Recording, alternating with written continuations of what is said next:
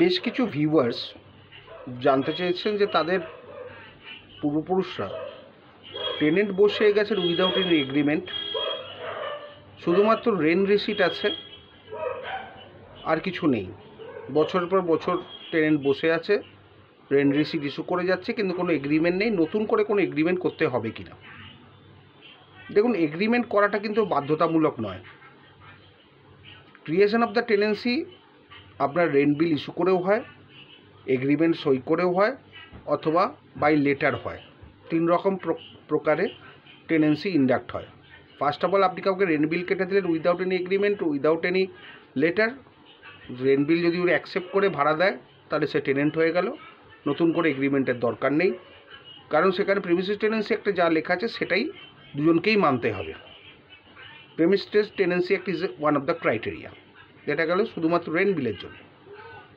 এবার অনেক সময় কি হয়, বসেই আছে, প্রথম রেন্ট দিল, তারপরে তো রেন্ট বিল আর ইস্যু করা হলো না, ওরা রেন্টও দিল না, 10 বছর 15 বছর বসে আছে।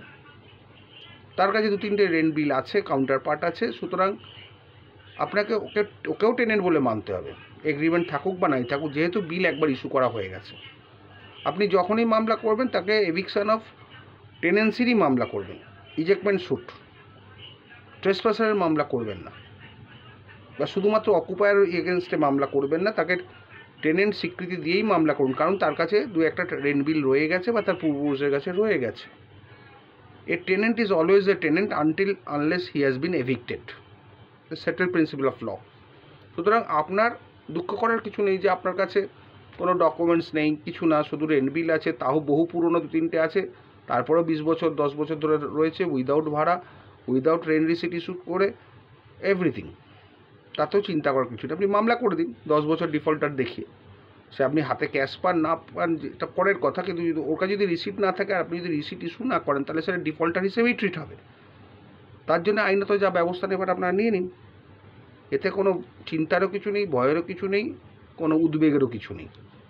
কোর্টে প্রমাণ করতে হবে একটা জিনিসই, যে আপনি ওকে বা আপনার পূর্বপুরুষ ওকে টেনেন্ট হিসেবে ইন্ডাক্ট করেছিল, তখন এই ভাড়া ছিল, এখন এই ভাড়া হয়েছে, কিন্তু আমাদের কোনো রকম কোনো এগ্রিমেন্ট নেই, কোনো কাগজ নেই, কোনো ডকুমেন্টস নেই।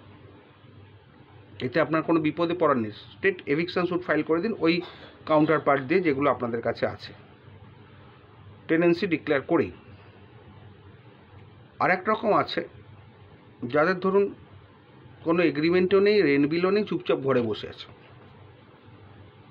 ভাড়াও দিচ্ছে না, পারমিসিভ অকুপায়ার। সেক্ষেত্রে আপনি ওকে যদি উচ্ছেদ করতে চান তাহলে একটা নোটিশ দিন, নোটিশ দিয়ে বলে তোমাকে এতদিন আমরা পারমিশন দিয়েছিলাম থাকার, এখন পারমিশন উইথড্র করে নিচ্ছি, তোমরা 10 দিন বা 15 দিন বা 1 মাসের মধ্যে ঘর ছেড়ে দাও, না তোমার এগেনস্টে লিগাল স্টেপস নেই। 1 মাসের মধ্যে যদি না ছাড়ে বা 10 দিনের মধ্যে যদি না ছাড়ে, যে এটা যেই মনিটরটা আপনারা দেবেন, যদি ঘর না ছাড়ে তাহলে মামলা করবেন, উচ্ছেদের মামলা করবেন, তাকে নিমন্ত্রণপত্র পাঠাবেন, মানে নোটিশ পাঠাবেন, নোটিশ অফ এভিকশন পাঠাতে পারেন। আর যদি রেন্ট বিল নাই থাকে তাহলে সিম্পলি আপনারা লিভার লাইসেন্সের মামলা করুন, যে এতদিন তোমাকে পারমিশন দিয়েছি, তুমি ছিলে, এখন আমার তোমাকে আর দরকার নেই, পারমিশন উইথড্র করে নিলাম, তুমি ঘর 7 দিন বা 10 দিন বা 1 মাসের মধ্যে ছেড়ে দাও, নাহলে তোমার এগেনস্টে লিগাল স্টেপস নেবে। এগুলো করাই যেতে পারে। সবসময় যে এগ্রিমেন্ট থাকতেই হবে তার কোনো মানে নেই। ল প্রিভেলস ওভার দ্য এগ্রিমেন্ট, আইনে যা লেখা আছে তাই হবে। লিভার লাইসেন্সি হলে ট্রান্সফার প্রপার্টি অ্যাক্ট দ্বারা গভর্ন হবে, আর প্রেমিসিস টেনেন্সি অ্যাক্টের মামলা West Bengal premises tenancy act 1997 দ্বারা গভর্ন হবে। লিজের মামলাও আপনার ট্রান্সফার প্রপার্টি অ্যাক্ট দ্বারা গভর্ন হবে। প্রত্যেকটা ঘটনার জন্য, প্রত্যেকটা এগ্রিমেন্টের জন্য, প্রত্যেকটা পরিস্থিতির জন্য আলাদা আলাদা আইন আছে, সেই আইন অনুযায়ী এগুলো গভর্ন হবে। সুতরাং আইনে যা লেখা আছে সেটাই হবে, তাতে আপনার কোনো চিন্তা নেই। আপনার কাছে এগ্রিমেন্ট থাকুক বা না থাকুক কোনো অসুবিধা নেই, আইন সেখানে আইনটা ফলো করবেন, আইনের যেটা আছে সেটাই হতে হবে বা করাতে হবে বা করতে হবে। সুতরাং এগ্রিমেন্টটা not a vital fact, but দরকার। এগ্রিমেন্ট থাকলে বোঝা যায় কাকে কী রাইট দেওয়া আছে, সে কতটা কী করতে পারে, ইত্যাদি ইত্যাদি। সেগুলো এগ্রিমেন্ট থাকলে সুবিধে হয়, কিন্তু এগ্রিমেন্ট না থাকলেও খুব একটা অসুবিধে হবে না। আপনি আইনে যা লেখা আছে তার বেশি মামলা হবে, তার বেশি আপনি অর্ডার পাবেন, তারপর যা আছে আছে, যা তার ফেট মামলা যদি প্রমাণ করতে পারেন জিতবেন, না প্রমাণ করতে পারলে হেরে যাবেন। কিন্তু তার জন্য এগ্রিমেন্টের দরকার নেই। আর এগ্রিমেন্ট নোটারাইজড হলেও যথেষ্ট, রেজিস্টার্ড করারও দরকার নেই। এটা আমি আগেও কয়েকবার বলেছি। সুতরাং এগ্রিমেন্ট থাকলেই হবে, না থাকলেও হবে, রেন্ট বিল থাকলেও হবে, না থাকলেও হবে।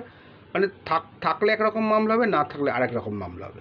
দুটোই উচ্ছেদের মামলা হবে, কিন্তু আইনটা চেঞ্জ হয়ে যাবে। একটা ট্রান্সফার প্রপার্টি অ্যাক্ট, একটা West Bengal premise tenancy act.